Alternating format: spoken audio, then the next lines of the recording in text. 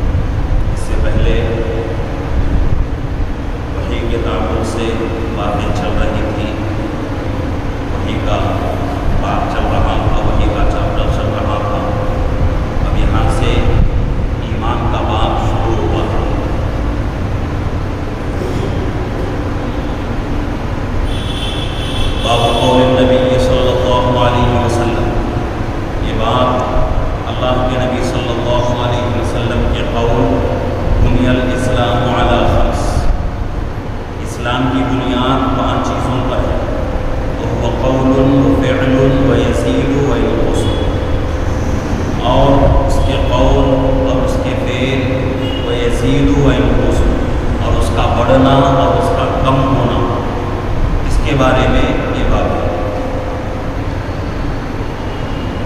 یہاں سے اب حضرت امام بخاری رحمۃ اللہ علیہ ایمان کے بارے میں حدیثیں لا رہے ہیں، تو ایمان جو ہے بہت ہی ضروری ہے۔ ایمان کے بغیر مسلمان کا کوئی عمل اللہ کے یہاں قبول نہیں۔ مسلمان کا چاہے چھوٹا عمل ہو، چاہے بڑا عمل ہو، چھوٹا کام ہو، بڑا کام ہو، ہر کام، ہر بات، ہر عمل ایمان ہونے قبول ہونے کے لیے شرط ہے کہ ایمان کا ہونا۔ ایمان اگر ہے اس کا ہر کام، اس کا ہر عمل اللہ کے یہاں قبول ہے۔ ایمان اگر نہیں ہے تو اس کا کوئی فعل، اس کا کوئی قول، اس کا کوئی عمل اللہ کے یہاں قبول ہے۔ اس ایمان کے تعلق سے اللہ رب العزت جو ہے یہاں حضرت امام بخاری رحمۃ اللہ علیہ حدیثیں لا رہے ہیں۔ پہلے ایمان اور اسلام کے اندر فرق کیا ہے اس کو سمجھنا ہے، اور ایمان کا لغوی معنی کیا ہے، اصطلاحی معنی کیا ہے، اسلام کا لغوی معنی اور اصطلاحی معنی کیا ہے۔ ایمان کا لغوی معنی یہ ہے کہ ایمان کو لغت کا معنی ایمان کا کسی بات کو سچا سمجھنا، کسی بات کو یقین کر لینا، کسی بات کے اوپر اعتبار کر لینا، صحیح سمجھنا، یہ ایمان کا لغوی معنی ہے۔ اور اس کا اصطلاحی معنی یہ ہے کہ اللہ کے پیغمبروں نے جو چیزیں اللہ رب العزت سے لے کر انسانوں تک پہنچائی ہے، اس کے اوپر یقین کرنا اور اللہ کے پیغمبروں کو سچا سمجھنا، یہ ایمان کا اصطلاحی معنی ہے۔ ہر چیز کے دو معنی ہوتے ہیں، ایک لغوی معنی اور ایک معنی کسے کہا جاتا ہے، لغت یعنی ڈکشنری کے اندر اس لفظ کا کیا معنی ہے یہ، اور ایک معنی اصطلاحی معنی، یعنی ایک چیز ہے، ایک وہ چیز جو ہے ڈکشنری کے اندر اس کا معنی کوئی دوسرا ہوتا ہے، لیکن ماحول کے اندر اس کا معنی دوسرا ہوتا ہے۔ تو اس طریقے سے مثال کے اعتبار سے کوئی بہادر آدمی ہے جس کے اندر ہمت بہت زیادہ ہے، ہمت سے آدمی کام لیتا ہے، کسی کام سے کسی بات سے ڈرتا نہیں ہے، تو اس آدمی کو ہم مثال دے کے کہتے ہیں کہ بھائی شیر جیسا آدمی ہے۔ مطلب کیا ہے، وہ آدمی شیر نہیں ہے حقیقت میں۔ تو یہ اصطلاحی معنی ہے، شیر کا یہاں لفظ استعمال ہو رہا ہے شیر ہونے پر نہیں، بلکہ انسان بہادر ہونے کی وجہ سے اس کو جو ہے شیر سے تعبیر کیا جاتا ہے۔ ایسا نہیں کہ بھئی انسان جو ہے شیر بن گیا، انسان جو ہے انسان سے جو ہے بدل کر جانور ہو رہا ہے، شیر بن رہا ہے، یہ مراد ہے۔ تو اسی طریقے سے ہر چیز کے دو معنی ہوتے ہیں، ایک لغوی معنی ہوتا ہے اور ایک اصطلاحی معنی ہوتا ہے۔ تو اسی طریقے سے ایمان کے بھی دو معنی، ایک لغوی معنی اور ایک اصطلاحی معنی۔ لغوی معنی کیا ہے، کسی بات کے اوپر یقین کر لینا، کسی بات کو سچا سمجھ جانا، کسی بات کا اعتبار کر لینا، اس کو ایمان کہا جاتا ہے لغت میں۔ اصطلاحی معنی کیا ہے کہ جو چیزیں اللہ کے نبیوں نے، اللہ کے رسولوں نے اللہ سے لے کر بندوں تک پہنچائی ہے، ان چیزوں کے اوپر یقین کرنا اور ان رسولوں کو سچا سمجھنا، یہ اصطلاحی معنی ہے۔ اور اسی طریقے سے اسلام کیا ہے، اسلام کا لغوی معنی کیا اور اصطلاحی معنی کیا ہے، اس کو بھی سمجھنا ضروری ہے، کیونکہ ایمان الگ ہے، اسلام الگ ہے۔ بہت سارے لوگ کیا سمجھتے ہیں کہ بھئی ایمان اور اسلام دونوں ہی، نہیں، ایمان الگ ہے۔ ایمان کس کو کہا جاتا ہے، عام لفظوں میں سمجھ میں آنے کے لیے بہت ہی جو ہے مختصر بات یہ ہے کہ ایمان اللہ کے ذات کے اوپر یقین کرنا، اللہ کے رسول کو سچا سمجھنا، اللہ کی کتابوں کے اوپر یقین رکھنا، یہ تمام چیزوں کو جو ہے ایمان کہا جاتا ہے۔ اسلام کس کو کہا جاتا ہے کہ اسلام کے اندر یعنی مذہب کے اندر جن چیزوں کا حکم دیا گیا ہے ان چیزوں کے مطابق زندگی گزارنا، اس کو اسلام کہا جاتا ہے۔ تو اسلام کا لغوی معنی کیا ہے کہ اپنے آپ کو کسی کے آگے جھکا دینا، اپنے آپ کو کسی کے آگے جھکا دینا، کسی کے ماتحت ہو کر زندگی گزار لینا، کسی کا فرما بردار ہو کر زندگی گزار لینا، یہ لغوی معنی ہے اسلام۔ اور اصطلاحی معنی کیا ہے، اللہ کی طرف سے جو چیزیں ہمیں دی گئی ہیں ان کو اپنی زندگی میں لانا اور ان کو اپنی زندگی کا دستور بنانا، یہ اصطلاحی معنی ہے۔ اور ان چیزوں کو حدیث جبرائیل میں بہت واضح طریقے سے جو ہے بیان کیا گیا ہے، اور انہیں کو جو ہے عقائد بھی کہا جاتا ہے، ایمانیات کو ہی عقائد کہا جاتا ہے۔ عقائد بہت سارے ہیں، علماء کرام نے جس کی تعداد جو ہے 50 سے بھی زیادہ بتائی ہے۔ خود بہشتی زیور کے اندر 50 عقائد کا ذکر ہے۔ تو یہ 50 عقائد اور یہ مکمل نہیں ہے، بلکہ اس سے بھی بہت زیادہ ہیں عقائد، 50 سے بھی آگے کی ہے ان کی تعداد۔ لیکن جتنی بھی چیزیں ایمانیات میں آتی ہیں ان تمام چیزوں کو عقائد کہا جاتا ہے، اور جن کی تعداد جو ہے بہت زیادہ ہے، اور ان چیزوں کو جو ہے اگر سمیٹ دیا جائے، ان چیزوں کو جو ہے اگر مختصر کر دیا جائے، شارٹ کر دیا جائے، تو حدیث جبرائیل کے اندر 6 چیزوں کا ذکر کیا گیا ہے۔ ایک اللہ کے اوپر ایمان لانا، اور ایک فرشتوں کے اوپر ایمان لانا، اور ایک اللہ کی کتابوں کے اوپر ایمان لانا، اللہ کے رسولوں پر ایمان لانا، اور قیامت کے دن کے اوپر ایمان لانا، اچھی بری تقدیر کے اوپر ایمان لانا۔ اور ان چیزوں کو ایمان مفصل میں بھی بیان کیا گیا ہے۔ آمنت باللہ وملائکتہ وکتبہ ورسلہ والیوم الآخر والقدر خیرہ وشرہ من اللہ تعالی۔ اور آگے جو ہے ایک اور بات بھی ہے، والبعث بعد الموت، مرنے کے بعد پھر دوبارہ زندہ ہونے پر بھی ایمان ہونا ضروری ہے۔ لیکن حدیث جبرائیل کے اندر شروع کے 6 چیزوں کو ذکر کیا گیا ہے۔ پورے عقائد کو اگر شارٹ کر دیا جائے تو پورے عقائد کو سمیٹ لیا جائے تو پورے عقائد جن کی تعداد جو ہے 50 سے بھی اوپر ہے، پورے عقائد کو اگر سمیٹ لیا جائے تو ان کی تعداد کتنی ہوتی ہے؟ 6 بنتی ہے۔ اگر ان 6 کو بھی شارٹ کر دیا جائے تو 2 عقائد بنتے ہیں، جیسا کہ کلمہ طیبہ میں کہا گیا لا الہ الا اللہ محمد رسول اللہ۔ 2 عقائد، ایک اللہ کے اوپر ایمان لانا اور ایک اللہ کے رسول کے اوپر ایمان لانا، یہ 2 عقائد۔ اور اگر ان کو اور شارٹ کر دیا جائے تو پورے عقائد مل کر ایک چیز میں آ جاتی ہے، ایک عقیدے میں آ جاتی ہے، اور اس کا وہ کیا ہے؟ کلمہ طیبہ کا پہلا جز لا الہ الا اللہ۔ اس عقیدے کے اندر پورے عقائد سمائے ہوئے ہیں، پورے عقائد جو ہے پورے عقائد کو جو ہے سمیٹ دیا گیا ہے۔ تو یہاں جو ہے ہم کو یہ سمجھنا ہے کہ ایمان کا لغوی معنی کیا ہے اور اصطلاحی معنی کیا ہے، اسلام کا لغوی معنی کیا ہے اور اسلام کا اصطلاحی معنی کیا ہے، اور ایمان اور اسلام کا فرق کیا ہے، ایمان اور اسلام میں فرق کیا ہے۔ بہت سارے لوگ، ابھی میں نے کہا کہ بہت سارے لوگ جو ہے دونوں چیزوں کو ایک سمجھتے ہیں، حالانکہ دونوں چیزیں الگ ہیں، ایمان الگ اور اسلام الگ۔ ایمان کس کو کہا جاتا ہے؟ کچھ چیزوں کے اوپر ایمان لانا، جیسے کہ اللہ کے ذات کے اوپر، اور اسی طریقے سے اللہ کے رسول کے اوپر، اور اسی طریقے سے ابھی 6 چیزوں کا ذکر ہوا ہے، ان چیزوں کے اوپر ایمان لانا، یہ ایمان ہے۔ اسلام کیا ہے کہ ایمان لانے کے بعد جو چیزیں مسلمان کے اوپر فرض بنتی ہیں، جو چیزیں ضروری ہیں، ان چیزوں کے مطابق زندگی گزارنا، یہ اسلام ہے۔ ایمان یقین کا نام اور اسلام عمل کا نام۔ اور بھی جو ہے آسان طریقے سے بہت ہی اور بھی شارٹ کر کے اگر مختصر کر کے اگر بات کہی جائے تو ایمان یقین کا نام، اسلام عمل کا نام ہے۔ تو یہ جو ہے ایمان اور اسلام کے اندر فرق ہے۔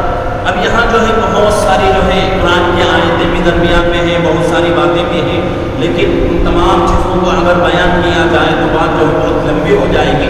ان تمام چیزوں کو میں الگ کرتے ہوئے فوراً جو ہے حدیث جو ہے بیان کر رہا ہوں کہ حدثنا عبید اللہ بن موسیٰ قال انا حنظلۃ بن ابی سفیان عن عکرمۃ بن خالد عن ابن عمر رضی اللہ عنہما انہ قال قال رسول اللہ صلی اللہ علیہ وسلم۔ یہاں جو ہے راوی حدیث کے روایت کون کر رہے ہیں؟ حضرت عبداللہ ابن عمر رضی اللہ عنہ، یعنی حضرت عمر رضی اللہ عنہ کے بیٹے، ان کا نام حضرت عبداللہ۔ اور اس نام کے تعلق سے ایک بات یہ عرض کرنی ہے کہ بہت سارے صحابہ ہیں، بہت سارے صحابہ ہیں، ان کا نام عبداللہ ہے، جیسے کہ ابھی حضرت عبداللہ ابن عمر، اور اسی طریقے سے حضرت عبداللہ ابن عباس، اور اسی طریقے سے حضرت عبداللہ ابن جعفر۔ تو بہت سارے جو ہے ایسے نام ہیں جن کا عبداللہ رکھا گیا ہے صحابہ کا۔ تو کہیں کہیں جو ہے اور جب بھی حدیث کے اندر عبداللہ نام آتا ہے تو فوراً جو ہے عبداللہ ابن عمر، عبداللہ ابن عباس، عبداللہ ابن جعفر، عبداللہ ابن جابر، تو اس طرح جو ہے ان کا نام بھی ذکر ہوتا ہے اور ان کے والد کا نام بھی ذکر ہوتا ہے۔ کیوں؟ تاکہ دوسروں کو، سننے والوں کو شک نہ ہو جائے کہ بھئی عبداللہ سے کون سے صحابی مراد ہیں، یا حضرت عمر رضی اللہ عنہ کے بیٹے روایت کر رہے ہیں، یا حضرت عباس رضی اللہ عنہ کے بیٹے روایت کر رہے ہیں، یا پھر جو ہے حضرت جابر رضی اللہ عنہ کے بیٹے نے جو ہے حدیث روایت کر رہے ہیں، کون روایت کر رہے ہیں۔ تو اس لیے جو ہے جب بھی عبداللہ کا نام آتا ہے تو فوراً جو ہے ان کے ابا کا نام بھی حدیث کے اندر فوراً ذکر ہوتا ہے۔ یہاں جو ہے حضرت عبداللہ ابن عمر رضی اللہ عنہما کہا گیا ہے، لیکن کہیں کہیں جو ہے صرف عبداللہ نام آتا ہے، حدیث کے اندر عبداللہ نام آتا ہے لیکن ابا کا نام نہیں آتا۔ تو حضرات محدثین فرماتے ہیں کہ حدیث کے ذخیرے میں یا پھر جو ہے تفسیر کی کتابوں میں یا کوئی اور کتاب، کسی اور کتاب کے اندر جہاں کہیں بھی صرف عبداللہ کا نام آئے اور ابا کا نام نہ آئے تو وہاں مراد حضرت عبداللہ ابن مسعود رضی اللہ عنہ ہوں گے، ان کے علاوہ کسی اور صحابی کی طرف جو ہے مراد نہیں ہوگی، اور کسی اور صحابی کا نام جو ہے مراد نہیں لیا جائے گا۔ جہاں کہیں بھی ابا کا نام ذکر نہیں ہے، صرف عبداللہ نام آ رہا ہے، تو وہاں جو ہے مراد کون ہے؟ حضرت عبداللہ ابن مسعود رضی اللہ عنہ۔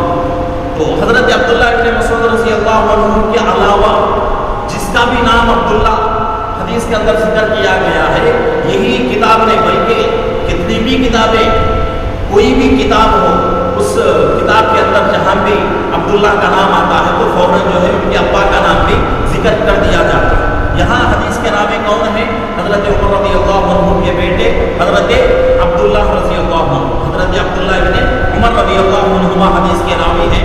फरमाते हैं क़ाला रसूलुल्लाह सल्लल्लाहु अलैहि वसल्लम, रसूलुल्लाह सल्लल्लाहु अलैहि वसल्लम ने इरशाद फरमाया, बुनियल इस्लाम अला खम्स, इस्लाम की बुनियाद 5 चीज़ों के ऊपर है। बहुत ही जो है सुनकर हमारे कान जो है इस हदीस से बहुत ही मुतमईन हो चुके हैं, बहुत ही जो है हम इस हदीस से मामून हो चुके हैं कि ये हदीस जो है हमारे जहनों में बैठी हुई है, हमारे दिलो दिमाग में बैठी हुई है, तो बहुत ही मशहूर हदीस है। तो ये हदीस के रावी हज़रत अब्दुल्लाह इब्न उमर रज़ी अल्लाहु अन्हुमा फरमाते हैं कि रसूलुल्लाह सल्लल्लाहु अलैहि वसल्लम ने इरशाद फरमाया, बुनियल इस्लाम अला खम्स, कि इस्लाम की बुनियाद 5 चीज़ों के ऊपर है। शहादत अल्ला इलाहा इल्लल्लाह, इस बात की गवाही देना कि अल्लाह के अलावा कोई इबादत के लायक नहीं, कोई माबूद नहीं। बंदों का अगर कोई माबूद है तो वो कौन है? सिर्फ एक अकेला अल्लाह है, उसके अलावा कोई इबादत के लायक नहीं। अगर कोई मुसलमान किसी और को भी इबादत का लायक समझता है तो वो मुसलमान नहीं रहेगा, मुशरिक हो जाएगा और गैरुल्लाह की जो है इबादत करने वाला हो जाएगा, गैरुल्लाह को खुदा समझने वाला हो जाएगा। आगे फरमाया जा रहा है शहादत अल्ला इलाहा इल्लल्लाह व अन्ना मुहम्मदर रसूलुल्लाह, और मोहम्मद सल्लल्लाहु अलैहि वसल्लम को अल्लाह का रसूल समझना, इस बात की गवाही देना कि अल्लाह के अलावा कोई इबादत के लायक नहीं और हज़रत मोहम्मद सल्लल्लाहु अलैहि वसल्लम अल्लाह के रसूल हैं। तो दोनों चीज़ें बयान होंगी, लेकिन ये दोनों चीज़ें दो नहीं हैं, दोनों चीज़ें मिलकर एक ही चीज़ है कि इस बात की गवाही देना कि अल्लाह के अलावा कोई इबादत के लायक नहीं और हज़रत मोहम्मद सल्लल्लाहु अलैहि वसल्लम अल्लाह के रसूल हैं। आगे फरमाया जा रहा है, आगे 4 चीज़ों का तज़किरा हो रहा है, वह इक़ामिस सलाह, नमाज कायम करना, वह ईताइज़ ज़कात, ज़कात अदा करना, वल हज, हज अदा करना, व सौम रमज़ान, रमज़ान मुबारक के रोज़े रखना। ये 5 चीज़ें इस्लाम की बुनियाद है। और इस्लाम की बुनियाद का मतलब क्या है? पूरा दीन ये 5 चीज़ें नहीं है, पूरा दीन, पूरा इस्लाम ये 5 चीज़ें नहीं है, बल्कि पूरे इस्लाम की बुनियाद इन 5 चीज़ों के ऊपर है। जैसा कि बहुत बड़ा दरख्त है, बहुत बड़ा झाड़ है और वो बड़ा झाड़ खड़ा है ज़मीन के ऊपर, उसके फल निकल रहे हैं, पत्ते निकल रहे हैं, फूल निकल रहे हैं, लेकिन वो पत्ते, वो फूल, वो फल, वो तमाम जो है वो दरख्त का खड़ा होना किसके ऊपर रहता है? बुनियाद के ऊपर। उसकी जड़ें मजबूत रहती हैं तो झाड़ दरख्त जो है बहुत ही जो है मजबूती के साथ अपने जड़ों के ऊपर खड़ा रहता है। अब जिस झाड़ के जिस दरख्त की जड़ें खोखली हो जाए और ख़राब हो जाए और अंदर से जो है सड़ना शुरू हो जाए तो वो झाड़ और वो दरख्त बहुत दिन ज़मीन के ऊपर खड़ा नहीं हो सकता। बहुत ही थोड़े दिनों के अंदर वो दरख्त क्या हो जाएगा? ज़मीन पर लेट जाएगा, ज़मीन पर गिर जाएगा। तो इसी तरीके से ये चीज़ें जो है 5 चीज़ें इस्लाम की बुनियाद हैं, 5 सुतून हैं इस्लाम के। इस्लाम की इमारत इन्हीं 5 सुतूनों के ऊपर खड़ी हुई है। और ये क्यों फरमाया गया? वजह इसकी ये है कि ये इन 5 चीज़ों को इस्लाम की इमारत की जड़ बताया गया है, इस्लाम की इमारत की बुनियाद बताई गई है।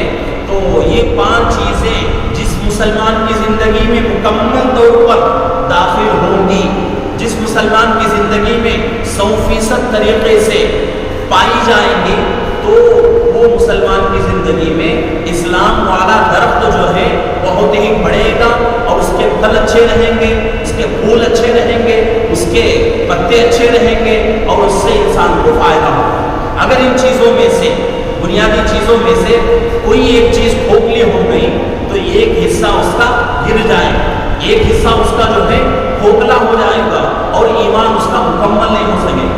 जैसा कि हम एक घर बनाते हैं, घर बनाने के बाद चारों तरफ के जो है पिलर होते हैं।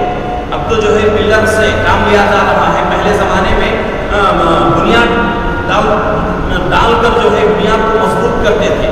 मजबूत करने के बाद उसके ऊपर जो है इमारत जो है बनाई जाती थी, घर बनाया जाता था। अब तो جو ہے پلر کا جو سسٹم پیدا آ گیا ہے، تو پلر کے اوپر جو ہے عمارت کھڑی ہوتی ہے، تو اگر پلر مضبوط نہ ہو تو اس کے اوپر کھڑے ہونے والی عمارت مضبوطی کے ساتھ اور بہت دنوں تک کھڑے نہیں سکتی. لیکن اس کے وہ پلر اگر مضبوط رہا تو پھر کیا ہو جائے گا، اس کے اوپر جو ہے کھڑے ہونے والی عمارت جو ہے بہت ہی مضبوطی کے ساتھ کھڑے ہوگی. تو اسی طریقے سے یہاں جو ہے ان 5 چیزوں کو اسلام کی بنیاد فرمایا ہے کہ اگر آدمی ان 5 چیزوں کو مکمل طریقے سے عمل کر لیتا ہے، ان 5 چیزوں کے اوپر، تو اس کے اوپر اسلام کی جتنی چیزیں ہیں ان چیزوں کے اوپر اس کے لیے عمل کرنا آسان. اگر کوئی مسلمان ان 5 چیزوں میں ٹال مٹول کرتا ہے، ان 5 چیزوں کو مکمل طریقے سے ادا نہیں کرتا، تو دوسری چیزوں کو بھی ادا نہیں کر سکتا. یہ مطلب ہے حدیث کا، یہ مطلب کہ ان 5 چیزوں کو ادا نہیں کر سکتا تو دوسری چیزوں کو بھی ادا نہیں کر سکتا. ان 5 چیزوں کو جو ہے مکمل طریقے سے ادا کرتا ہے تو دوسری چیزوں کو بھی آرام سے اور پورے جو ہے توجہ کے ساتھ اور پورے سہولت کے ساتھ آدمی جو ہے دوسرے احکام کو بھی پورا کرے گا. تو یہ 5 چیزیں جو ہے بہت ہی ضروری ہیں. یہ اللہ کی اور اللہ کے رسول صلی اللہ علیہ وسلم کے تعلق سے گواہی دینا. دوسری چیز نمازوں کا اہتمام کرنا. تیسری چیز زکوٰۃ دینا. زکوٰۃ کے بارے میں بہت سارے جو ہے مسائل، بہت ساری باتیں جو ہے رمضان کے مبارک مہینے میں جو ہے گزر چکی ہیں. اگر زکوٰۃ کے مسائل اگر آپ جاننا چاہیں تو ہمارا جو ہے چینل جو چل رہا ہے یوٹیوب کے اندر، اس کے اندر بہت سارے کلپ ہیں زکوٰۃ کے اوپر. بہت سارے مسائل اس کے اندر جو ہے بیان ہوئے ہیں. آپ جو ہے وہاں اس سے جو ہے فائدہ اٹھا سکتے ہیں. اب جو ہے ان مسائل کو بتانے کا موقع نہیں ہے، اب صرف جو ہے حدیث کا ترجمہ اور حدیث کی تشریح کرنا ہے. مسائل کی جو ہے یہ مجلس نہیں ہے، تو اس لیے جو ہے اگر کسی کو جو ہے ان چیزوں کی ضرورت ہو تو وہاں جو ہے آپ جو ہے اس سے فائدہ اٹھا سکتے ہیں. تو زکوٰۃ جو ہے اسلام کی بنیادی چیزوں میں سے ایک چیز. اگر کوئی آدمی کسی آدمی کے اوپر زکوٰۃ فرض ہو گئی، زکوٰۃ ادا نہیں کرتا، تو وہ حصہ اس کا اس کی زندگی میں مکمل طریقے سے نہیں آ سکتا، اور اس کی وجہ سے دوسرے اعمال کے اندر کمی آ جائے. دوسرے اعمال کو پورا کرنے میں آدمی جو ہے سست ہو جائے گا، کاہلی سے کام لے گا. اور اسی طریقے سے اللہ نے اور مال دیا ہے تو حج فرض ہے. حج فرض ہونے کے لیے رمضان کے اندر بھی میں نے کہا تھا کہ حج فرض ہونے کے لیے کوئی نصاب مقید نہیں ہے اسلام کے اندر.